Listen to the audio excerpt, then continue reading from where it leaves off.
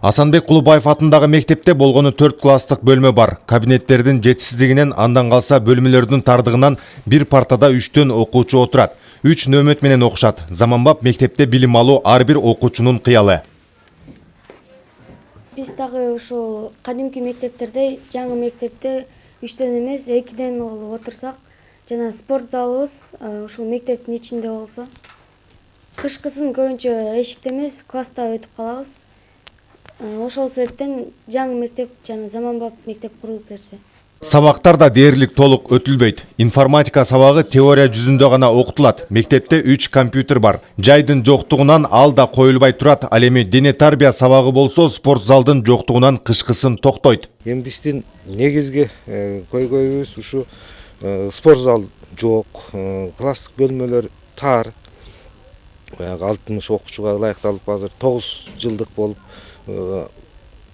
эме болгон.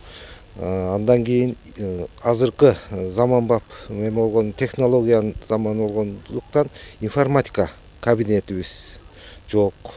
Биз окуучулар информатика сабагын теория жүзүндө гана окушат. Ал эми практика жүзүндө компьютерди көрүшпөгөн. Бөлмөлөрдүн жетишсиздигинен улам мугалимдер болсо тыныгуу учурунда сыртка чыгып турушат. Эскини эптеп балдарга билим берүүнү үзгүлтүккө учуратпаган эмгек жамаат жаңы мектеп куруп беребиз деп оозун толтуруп куру убада бергендерге деле ишенбей калышкан. Азыр чоң классмын, 9 класста окуйм. Биз жалаң информатикадан теория түрүндө өтөбүз, компьютер койгонго да жай жок.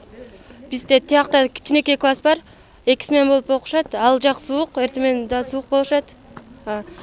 Классыбыз тар болгонуна байланыштуу кийим илгенге да жай жок. Бардык сабактардан информатика, физика, географиялардан көбүнчө эле неме түрүндө өтөбүз, теория түрүндө. Эч качан практика кылбаганбыз.